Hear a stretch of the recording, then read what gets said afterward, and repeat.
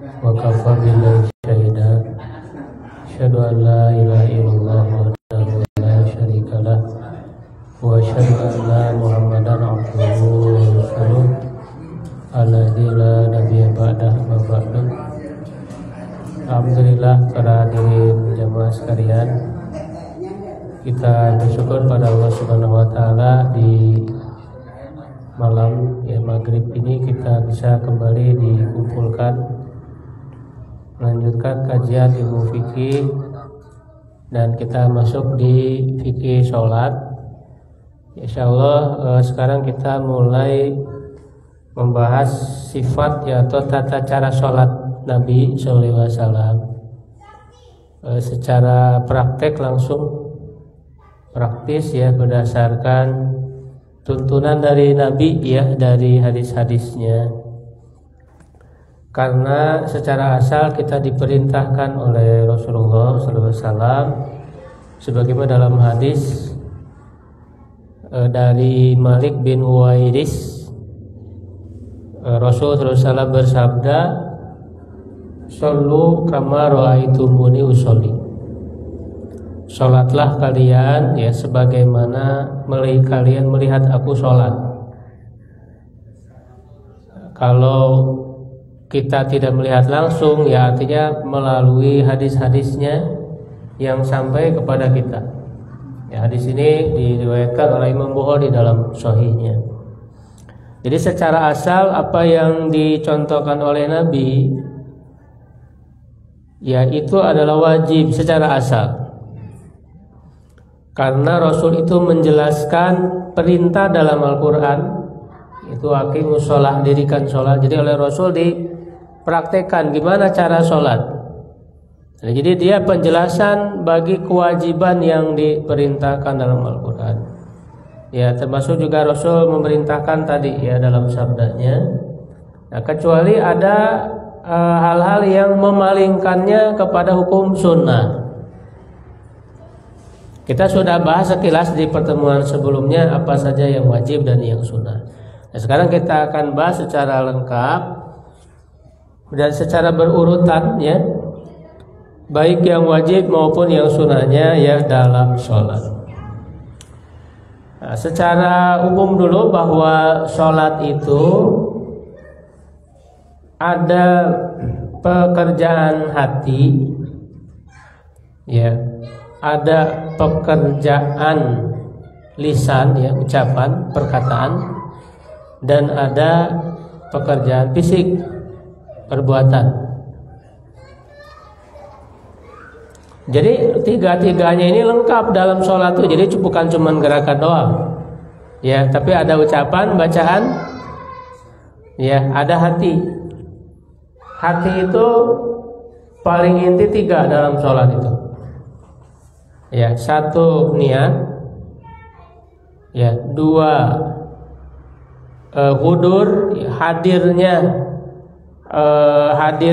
artinya setiap bacaan yang kita ucapkan, setiap gerakan yang kita lakukan, kita menghayati, jadi sadar, menghayati setiap bacaan dan gerakan. Itu yang disebut hudur, hadir. Kehadiran hati kita dalam setiap aktivitas sholat. Yang ketiga, khusyuk. Jadi ada kehusyuan dalam melaksanakan sholat. Jadi 3 itu adalah amalan hati dalam sholat, niat, hudur, dan khusyuk. Kalau lisan ada bacaan-bacaan nanti kita akan praktekkan, dan fisik, anggota badan ada gerakan-gerakannya. Yang pertama tentu menghadirkan niat, sebenarnya sudah kita bahas, dan dia di dalam hati. Kemudian bagi sholat wajib itu syaratnya adalah harus berdiri. Jadi ini menjadi rukun tentu dalam sholat. Memulainya memulai pertama adalah berdiri dulu. Hanya Rasulullah SAW mengatakan dalam hadisnya, sholli qa'iman, sholatlah sambil berdiri. Nah ini dalam sholat wajib ini harus, ya. Nah, tentu bagi yang mampu, karena Rasul memberi keringanan, ya fa'ilam tastati, ya kalau kamu tidak mampu faqaidan, maka duduk. Fa'ilam tastati fa'ala janbin. Kalau tidak mampu duduk, maka sambil berbaring. Jadi kalau mampu berdiri mah harus, ya, kecuali kalau lemah, ya, sakit, ya, itu ada keringanan. Nah, beda dengan sholat sunnah, ya. Kalau sholat sunnah itu boleh sambil berdiri, boleh sambil duduk. Walaupun mampu berdiri, kalau sholat sunnah itu boleh duduk, Pak. Cuman beda pahalanya, ya, antara pahala berdiri dengan pahala duduk berbeda. Gitu. Kecuali kalau tidak mampu tadi, ya. Jadi kalau sholat sunnah itu pilihan. Nah, bagaimana cara berdirinya? Nah, yang namanya berdiri, ya itu harus tegak, Pak. Ya, saya nanti contohkan, ya, perhatikan. Qaiman itu, ya, artinya kan berdiri dari kata qoma yaqumu. Ya, makanya disebut qomah, ya. Qomah itu kan tinggi badan manusia. Ya. Nah, maka ketika berdiri itu harus betul-betul tegak lurus, tidak boleh miring, miring ke kanan atau ke kiri. Jadi harus tegak, Pak, ya. Saya contohkan, praktek langsung gerakan-gerakannya. Ya, jadi menghadap kiblat. Ya, si badannya harus tegak. Ya, si badannya harus tegak, ya, tidak boleh agak miring ke kanan atau miring ke kiri. Ya, miring ke belakang, ya, atau ke depan. Jadi harus betul-betul tegak. Ya, nah, ke posisi kakinya itu sejajar dengan bahu. Jadi selayaknya orang berdiri secara normal. Ya, berdiri secara normal, secara biasa gitu. Jadi posisi kakinya itu sedang. Jadi tidak terlalu lebar, ya, tidak rapat, tidak dirapatkan. Jadi seimbang. Posisi kakinya ini seimbang dalam berdiri. Karena kalau misalnya terlalu lebar, ya itu akan mengurangi tegaknya badan tadi itu. Tegaknya qomah tadi itu akan mengurangi, misalnya ini, akan berkurang. Ya, kalau terlalu luas, lebar. Begitu juga kalau rapat juga, ini tidak akan nyaman. Makanya sebenarnya posisi dalam sholat itu, makanya tumaninah itu kan artinya nyaman, loh. Makanya menjadi rukun, ya, tumaninah dalam berdiri, dalam rukun, dalam semua gerakan sholat itu ada tumaninah, artinya nyaman, tidak ada sesuatu yang berat yang dipaksakan. Gerakan-gerakan itu enggak nyaman, dia ringan aja, gitu. Ya. Nah, tentu pandangannya itu tertunduk, ya, tapi bukan berarti kepalanya nunduk, bukan. Nah, ini keliru, ya, kalau ada kepalanya nunduk, tapi yang tunduk itu pandangan, bukan kepala. Makanya tadi harus tegak, ya. Jadi yang ke bawah itu, yang ke tempat sujud itu. Jadi maksudnya pandangan itu menunduk ke bawah ke tempat sujud bukan berarti memperhatikan tempat sujud. Ya, di sini ada apa? Bukan. Ya, tapi kita kan sedang sibuk dalam sholat. Ada kehusyuan yang kita sedang baca apa, menghayati, ya, bahwa kita sedang sholat. Ya kan? Begitu. Jadi bukan lihat-lihat di tempat sujud ada apa, bukan. Hanya pandangannya mengenai, gitu. Tunduk ini sebagai bentuk ketundukan kita kepada Allah. Kita sedang menghadap Allah. Subhanahu wa taala, ada ketundukan, gitu ya. Nah itu berdiri ya. Dan ini si kaki jari-jari itu lurus menghadap kiblat. Ya, jari-jari lurus menghadap ke kiblat, jangan miring ke sana ke sini gitu. Ya, si badan pun harus lurus ke arah kiblat, jangan sampai agak miring. Ya, akhirnya nanti malah tidak jadi menghadap kiblat padahal dia syarat. Ya. Nah, kemudian yang awal, yang paling pertama perbuatan sholat, ya aktivitas sholat, dan dia menjadi pembuka bagi sholat adalah takbir, ya, takbiratul ihram. Makanya disebut takbiratul ihram. Ihram itu ya artinya masuk ya ke dalam aktivitas sholat, artinya haram, yang membuat dia haram melakukan hal-hal di luar sholat. Ya, nah dia angkat tangan ya, dan mengangkat tangannya itu ya, sebagaimana kata Rasulullah SAW,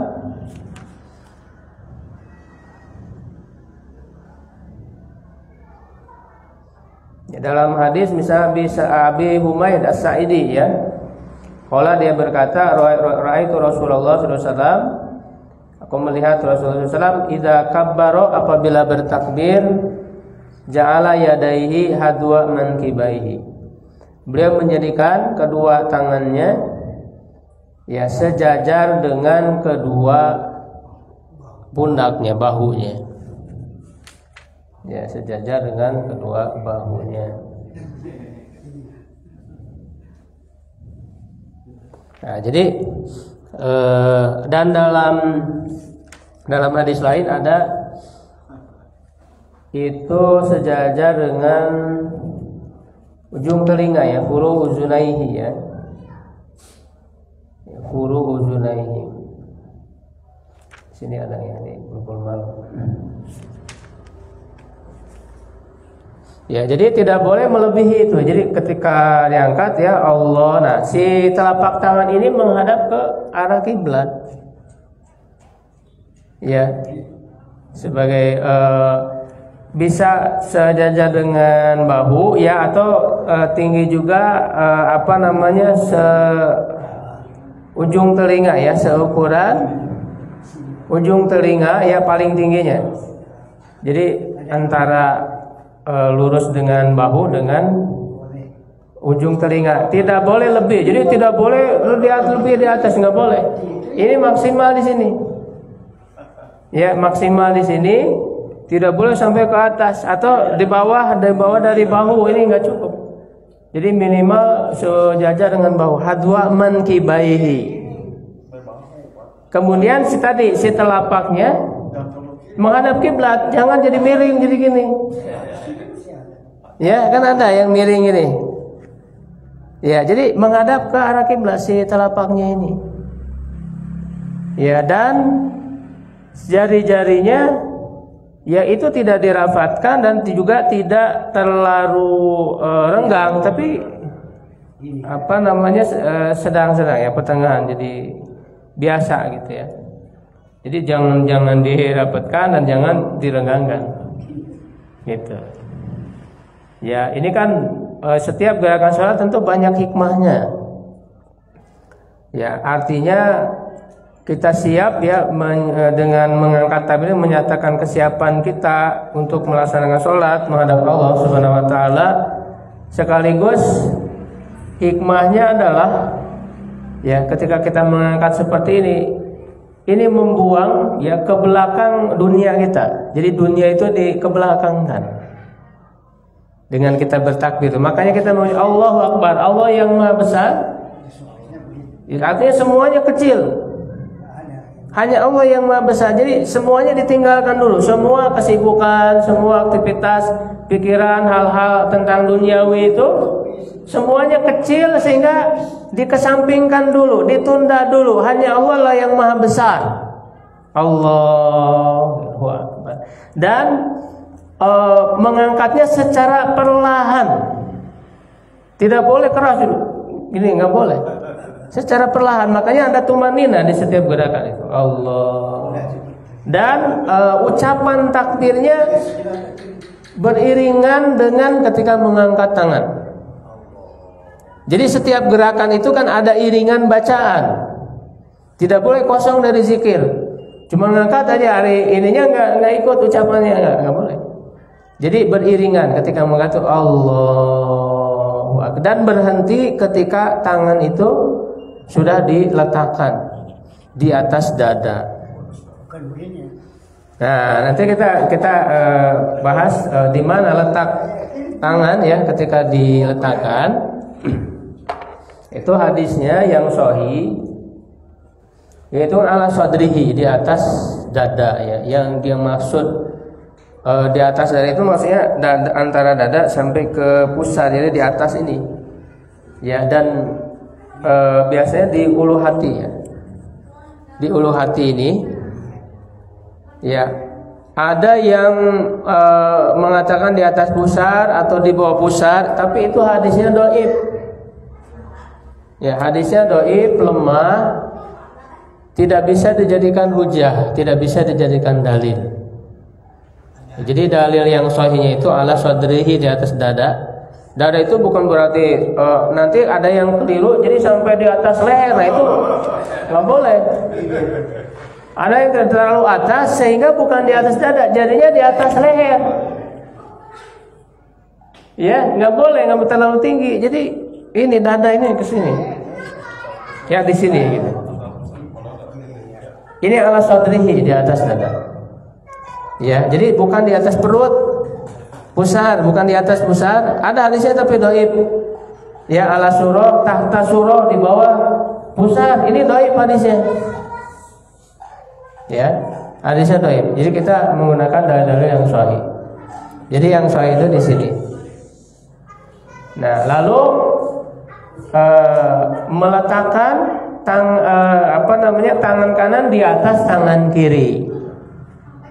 Ya, wa doa yadahul yumna ala yadihil yusra ya. Hadisnya jelas. Ya, Rasul itu meletakkan tangan kanan di atas tangan kiri.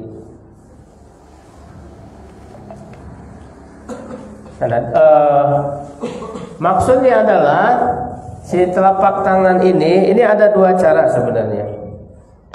Ya, bisa dengan digenggam. Dan yang digenggam ini adalah pergelangan. Ya, pergelangan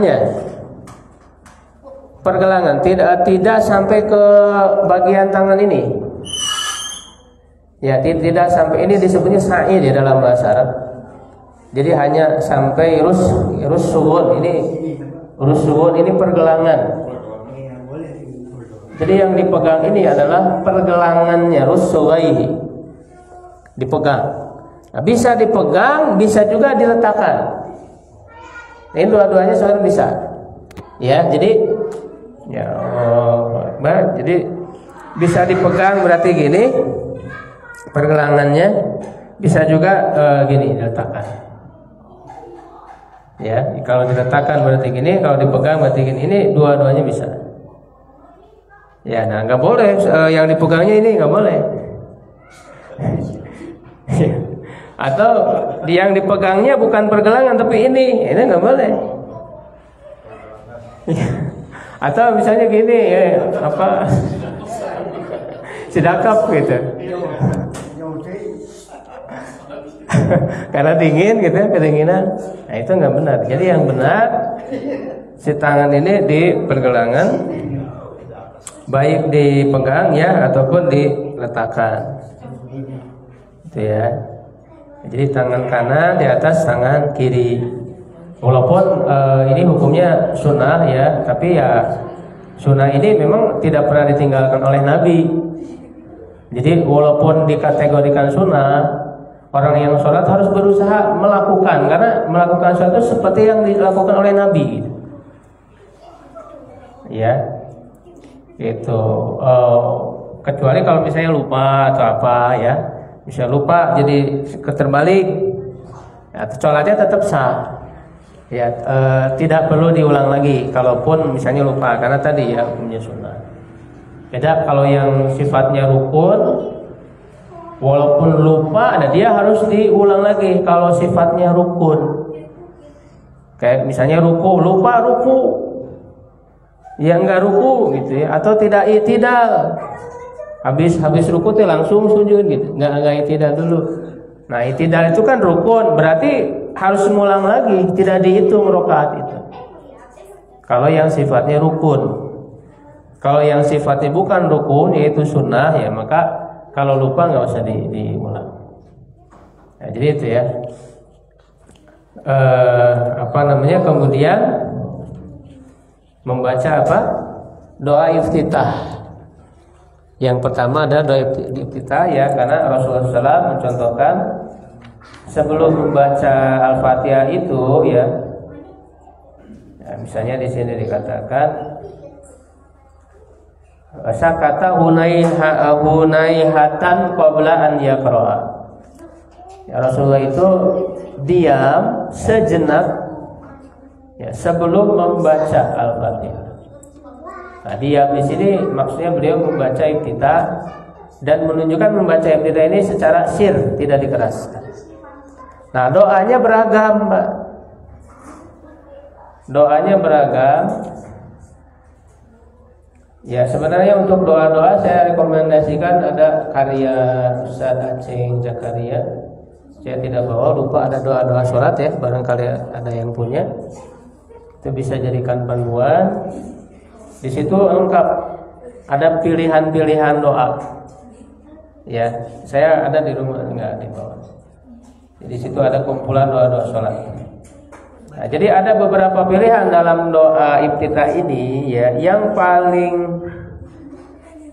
pendek itu yang biasa dibaca oleh umat dan ini disetujui oleh Nabi, artinya menjadi syariat ya, karena kan Rasul mengetahui dan ditetapkan oleh Rasul. Ya, ini terbilang paling pendek. Ya, atau ada lagi sebenarnya yang lebih pendek. Tapi ini cukup pendek, yaitu doanya Subhanakallahumma wa bihamdika wa tabarakasmuka ya wa ta'ala jaduka ya wa la ilaha ghairuka. Segitu, itu yang cukup pendek, Pak. Doa iftitah. Ya, ada yang biasa pakai ini. Subhanakallahumma wa bihamdika wa tabarakasmuka wa ta'ala jaduka wa la ilaha ghairuka. Ya. Sebenarnya ada yang lebih pendek lagi, tapi masing-masing 3 kali Subhanallahi bukrata wa asila. Ya apa? Ya, kalau lagi ini suka lupa ya. Itu yang lebih pendek, cuman masing-masing 3 kali itu dibacanya. Yang ada 3 itu ya. Ada 3 redaksi. Ini perlu dilihat lagi di doa-doa. Nah, ada yang agak panjang ya, sedang, yaitu Allahumma baini. Ya, Allahumma baini wa baina khotoyaya ya kama ba'ata bainal masyriqi wal maghrib. Allahumma naqqini min khotoyaya kama yunqas sabul abyadu minad danas. Allahumma ighsilni min khotoyaya bil ma'i wasalji wal barud. Ini muttafaq alaih ya, Bukhari Muslim dari Abu Hurairah. Nah, itu bisa dipakai. Nah, ada yang paling panjang itu apa? Wajhatu wajhiyah. Ya, nah cuman di sini kalau mau pakai doa yang wajhatu wajhiyah lilladzi itu harus sampai beres. Karena kebanyakan itu dipotong. Padahal doanya masih panjang. Ya, wajhatu wajhiyah lilladzi. Terus Fatara samawati wal ard. Ya. Nah, itu kan biasanya banyak yang akhirannya itu wa ana minal muslimin. Nah, itu ada terusannya. Ada terusannya. Hah? Jadi makanya dalam pelajaran sholat iya. Jadi tidak kalau mau pakai yang itu ya tuntaskan, karena yang diajarkan Nabi itu sampai akhir. Ya. Misalnya apa lanjutinnya Allahumma saya lupa ya. Seperti ya ini liasanilah akhlak la ya dia illa anta ya wasrif anni sayyaha dan seterusnya. Labaika wasadaika itu akhirannya itu. Sampai itu cukup panjang. Jadi kalau mau pakai wajah wajia sampai akhir. Jangan dipotong di tengah. Ya kan? Jadi lengkap gitu doanya itu sesuai yang dibaca oleh Nabi. Nah, kalau belum hafal ya pakai yang bait-bait ini atau yang tadi yang sebelumnya. Ya kan? Gitu. Jadi jangan diambil setengah. Gitu. Nah, itu doa iftitah dan dia hukumnya menurut mayoritas ulama dia sunnah. Ya, tapi ada sebagian ulama yang mewajibkan. Tapi mayoritas ulama menilainya sunnah ya, sehingga kalaupun tidak dibaca ya tidak perlu diulangi lagi, tetap sah rakaat tersebut walaupun tidak ada iftitah. Apalagi kalau sudah agak terlambat, iya nggak usah ya, langsung udah Al-Fatihah pas datang itu, udah Al-Fatihah, ya udah lewat itu, nggak usah dibaca lagi iftitah. Dan dia juga tidak ada dalam sholat jenazah. Dalam sholat jenazah nggak ada iftitah. Ya, untuk sholat jenazah itu nggak ada iftitah. Jadi langsung. Kalau sholat lain ada. Ya, ini disebut juga tawajuh istilahnya doa iftitah. Nah, setelah membaca iftitah, ya kemudian membaca Al-Fatihah. Nah, Al-Fatihah ini hukumnya wajib rukun. Rasul mengatakan la sholata liman lam yaqra bi Fatihatil kitab. Tidak sah sholat tanpa membaca Al-Fatihah. Nah, sehingga kalau dalam satu rakaat tidak membaca Al-Fatihah, rakaat itu tidak dihitung. Harus diulang lagi. Ya, makanya inilah yang lebih kuat dari dua pendapat ulama bagi orang yang masbuk. Kalau tidak mendapat Al-Fatihah ya berarti tidak dapat rakaat itu. Dan Al-Fatihah itu harus lengkap dari bismillah sampai akhir. Karena bismillah itu termasuk Al-Fatihah. Yang lebih kuatnya ya dari perbedaan pendapat ulama. Karena jelas di mushafnya itu ditulis nomor 1 Bismillahirrahmanirrahim. Karena Al-Fatihah itu kan 7 ayat. Ya kan? Ya dengan bismillah. Kalau tidak dengan bismillah berarti 6 ayat. Iya. Gitu. Jadi sehingga harus lengkap bacanya. Makanya kalau misalnya terlambat masbuk, sudah kelewat walaupun hanya bismillah sudah kelewat, berarti dia tidak ada Al-Fatihah. Harus mengulangi lagi. Walaupun ada pendapat yang berbeda itu patokannya ruku gitu. Ada ulama lain yang berpendapat siapa yang dapat ruku dapat 1 rakaat. Tapi pendapat ulama lain tetap Al-Fatihah itu harus dapat. Kalau bagi imam ketika dalam sholat zahar berarti dia membacanya secara jahar dikeraskan. Nah, bagi makmum cukup mendengarkan. Dengan mendengarkan bacaan imam, ya artinya dia sudah dapat Al-Fatihah, tidak perlu dibaca lagi. Ya, tidak perlu dibaca lagi. Kan ada yang waktu imam baca surat dia baca Al-Fatihah lagi. Nah, itu kurang tepat karena sesuai dengan perintah Allah dalam Al-Qur'an, kalau dibacakan Al-Qur'an, wa idza quri'al Qur'an fastami'u lahu wa ansitu. Ya, dengarkan dan diam. Kalau sekarang imam baca surat, dia dengan dikeraskan lalu makmum baca sendiri, itu kan tidak menjalankan perintah Allah untuk mendengarkan bacaan. Jadi apa gunanya dijaharkan itu bacaannya kalau tidak didengarkan oleh makmum? Itu jadi cukup dengan mendengarkan bacaan imam, baik Al-Fatihah atau surat-surat setelah Al-Fatihah itu sudah imam makmum mendapatkannya. Kecuali kalau suara imam tidak terdengar. Jadi syaratnya harus mendengar. Kalau tidak terdengar karena jauh, karena speakernya mati misalnya, posisinya jauh, tidak terdengar bacaan imam, nah baru baca sendiri. Ya, ada baca sendirinya tadi harus lengkap Al-Fatihahnya. Nah makanya bagi seorang imam, ya walaupun ini ada perbedaan pendapat, apakah Al-Fatihahnya itu apakah Bismillahnya itu dijaharkan atau tidak? Nah itu ada perbedaan pendapat. Ada yang memulai imam itu Bismillahirrahmanirrahim, ada yang langsung Alhamdulillahirabbil alamin. Tapi ketika imam langsung ke Alhamdulillahirabbil alamin, bukan berarti Bismillahnya tidak dibaca. Biasanya ya, cuman disirkan Bismillahnya, tidak dikeraskan. Langsung Alhamdulillahirabbil alamin. Walaupun ada sebagian ulama itu mazhab Malik misalnya, itu memang tidak menganggap Bismillah termasuk Al-Fatihah. Itu ada yang menganggap bahwa Bismillah tidak termasuk Al-Fatihah. Ya, tapi kita lebih menguatkan bahwa Bismillah termasuk Al-Fatihah. Nah, sehingga kalau makmum tidak mendengarkan basmalah, berarti kan kurang Al-Fatihahnya. Langsung ke Alhamdulillah, berarti ayat satunya tidak dapat. Ya, nah maka bagi seorang makmum dia harus mempersiapkan Bismillah sendiri berarti.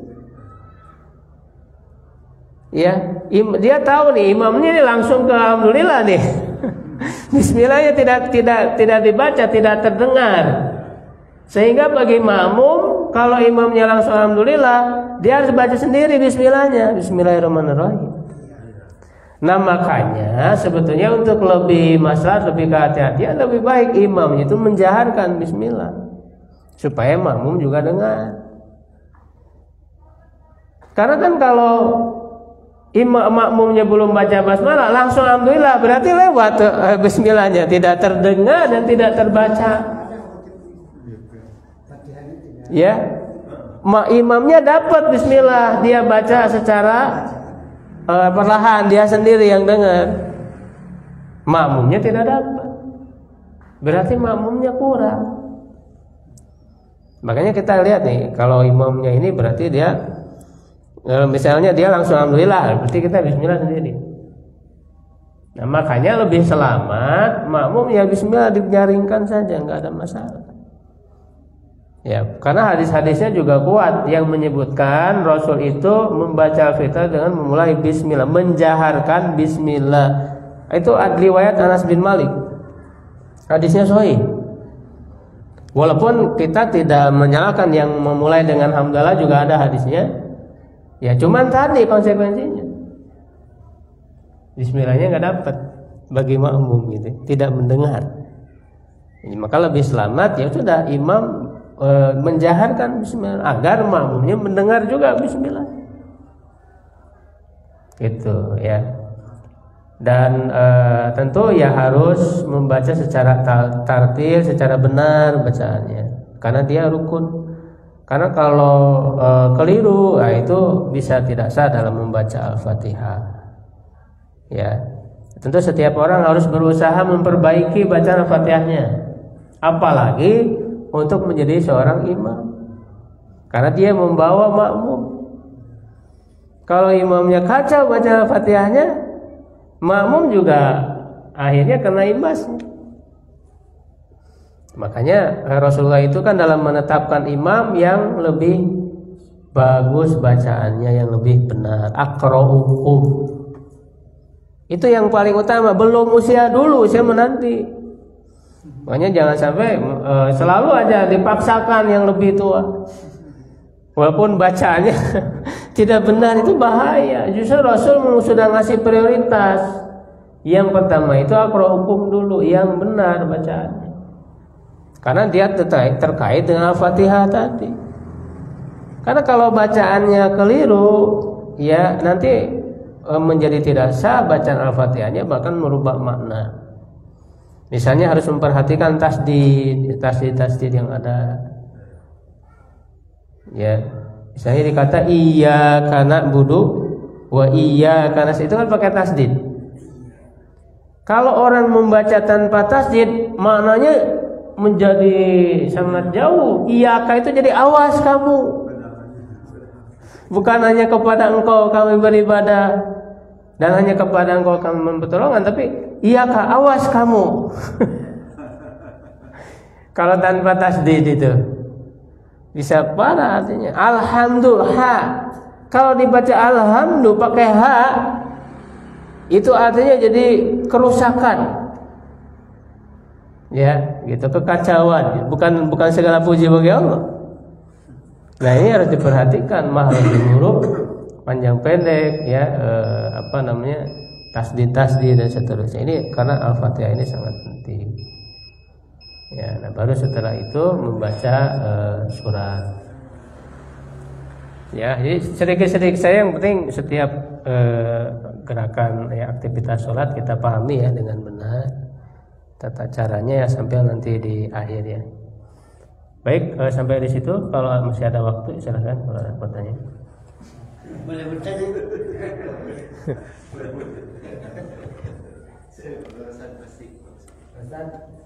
Ya.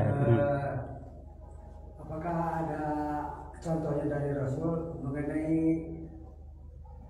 pertama sholat awal pakai ta'awud? Oh ya, lupa tadi saya bahas. Ya ada, ya memang contohnya Nabi ada dalam hadis Rasul itu ta'awud. Cuman membaca ta'awud ya, ta'awud itu hanya di rakaat pertama saja. Jadi a'udzu billahi minasyaitonir rajim sebelum membaca Al-Fatihah itu jelas disyariatkan. Bukan sebelum takbiratul ihram karena kebanyakan sebelum takbiratul. Oh, bukan. Sebelum Fatihah apa? Kalau sebelum takbiratul enggak ada. Karena awal mula sholat, memulai sholat itu takbiratul ihram udah cukup, enggak ada lagi yang lain. Karena kan orang nambah-nambahi gitu zikir-zikir yang lain. Enggak perlu. Karena ini ritual itu harus apa adanya diajarkan oleh Nabi.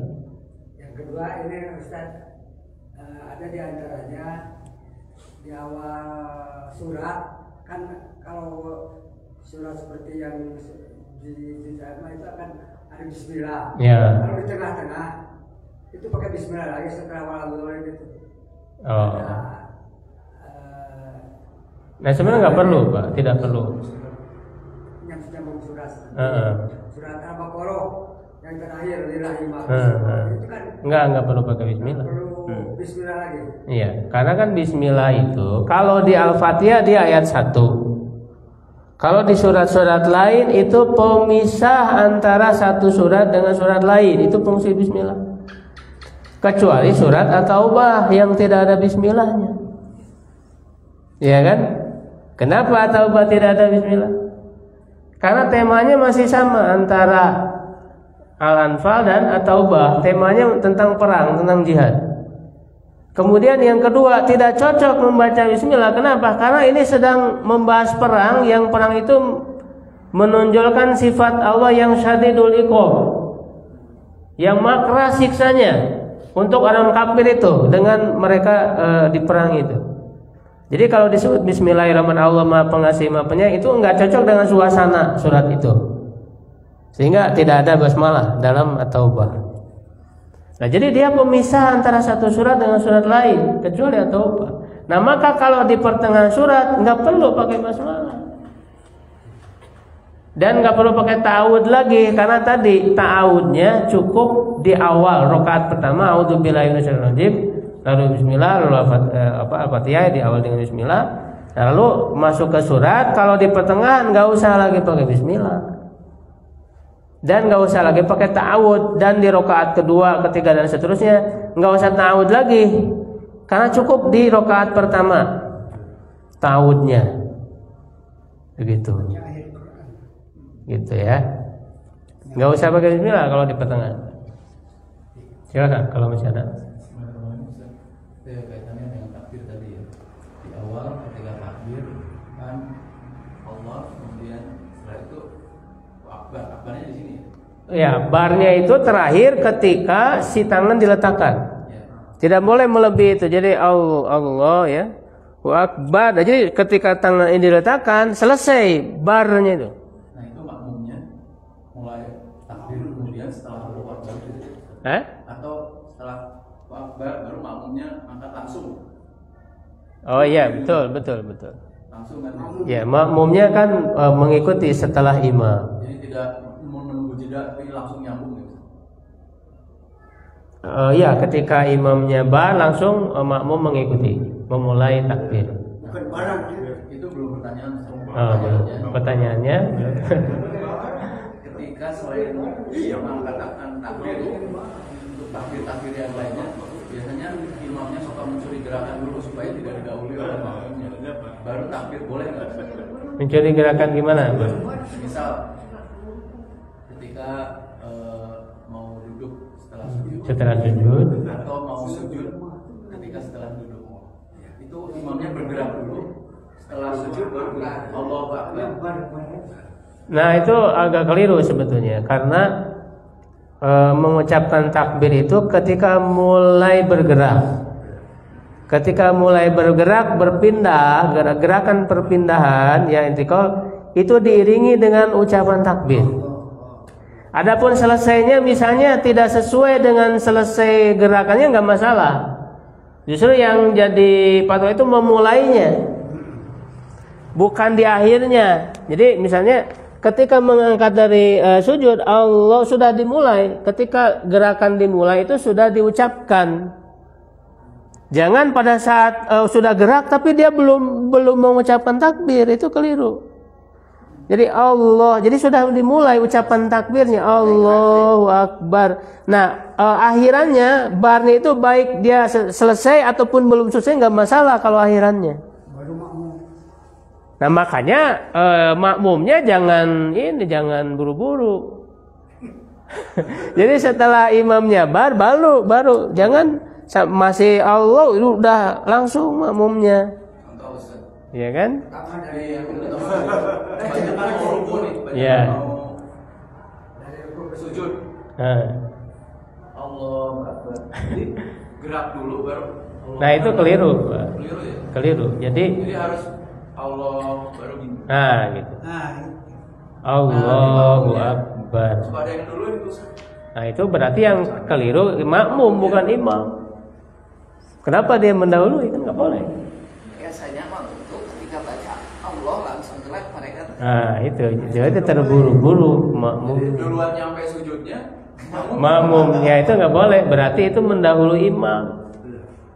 Itu berat tuh kan diancam ya oleh Rasul. Jadi barang dengan mendahului apalagi barang. Dua-duanya nggak boleh, baik itu mendahului atau bareng. Jadi harus imam dulu baru makmum. Bareng aja nggak boleh, apalagi mendahului. Ya, jadi makmumnya lebih bergesit daripada imam deh. Lebih cepat, lebih sigap. Ketika sudah Allahu Akbar baru dia bergerak kan makmumnya. Harusnya gitu. Dan makanya di setiap gerakan itu jangan kosong dari zikir. Maka tadi nggak boleh sudah bergerak tapi belum baca. Karena kan setiap gerakan harus diiringi dengan zikir. Makanya sudah langsung ketika Allah itu sudah diucapkan di awal gerakan itu. Ya, jangan diam gitu, nggak boleh. Diiringi dengan zikir Allahu Akbar. Dan kalau bisa tadi panjang sampai berakhir di akhir gerakan. Sehingga tidak ada yang kosong dari zikir. Ya, walaupun tidak masalah misalnya udah selesai Allahu Akbar di pertengahan. Ya, masih ada gerakan tapi udah selesai bacaannya. Itu enggak masalah. Cuman lebih baiknya setiap gerakan jangan kosong dari zikir. Ya, Allahu Akbar. Nah, jadi pas selesai gerakan itu selesai juga bacaan. Maka dilanjut dengan membaca bacaan dalam sujud misalnya atau dalam gerakan yang lain. Makanya setiap gerakan itu ada bacaannya, tidak kosong dari bacaan. Udah. Silakan. Saya gini Ustaz. Ya. Tadi kan masalah fungsi ya. Yang saya pikir fungsi otak di mana? Tentangnya ada fungsi fisik, lisan, fisik dan hati. Otak itu nyambung dengan hati. Mengikuti dengan hati. Ya, karena otak itu nyambung, makanya setiap bacaannya itu dipahami, dihayati itu kan dengan akal. Karena ada pendapat gini, otak itu kalau kita Allahu Akbar di hati itu terjemahannya gitu. Yang menghilangkan segala rupa tadi di sini. Iya, penghayatannya. Jadi tidak ada kecuali yang besar itu Allah. Yang kedua, kalau sujud fisik mana aja yang harus kenal? Karena banyak juga yang saya lihat. Nah itu nanti belum nyampe pembahasannya. Belum nyampe ke sujud ya. Nah mana aja yang harus kena gitu. Gitu. Ada 7 tulang. Nah 7 ya. Nah, mana yang di sini tuh hidungnya tak kena sih. Iya. Nah itu saya menurutnya nak mengaji gitu. Iya. Lalu yang kedua tadi, mana jadi imam tulis juga Allahu Akbarnya itu sudah sujud. Begitu dia sujud, Allahu Akbar. Oh baru mengucapkan. Ya, saya nggak ngaji juga ini orangnya gitu. Iya. Saya Nggak hadir. termasuk yang seperti itu Ustaz, karena awalnya ya belum tahu pertama, terus untuk mengkiati supaya makmum tidak nyosor, biasanya nyosor kan, sehingga pas sujud baru Allahu Akbar. Iya. Ternyata salah. Jadi begitu dia sujud Iya, baru baca gitu. Allahu Akbar. Padahal kan harusnya dimulai bergerak. Dimulai bacaan. Ya, makmum nggak boleh kan?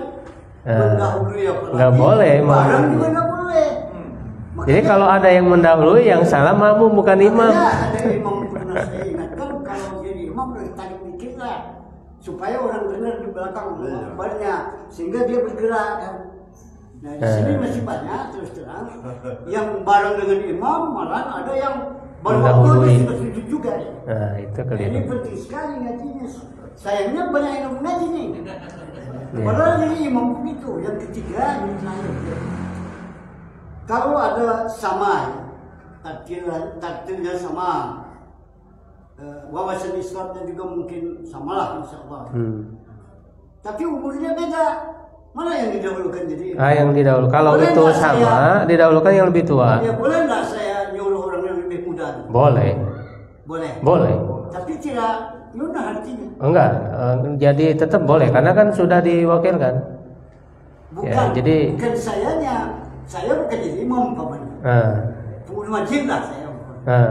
Lalu ada bapak sama.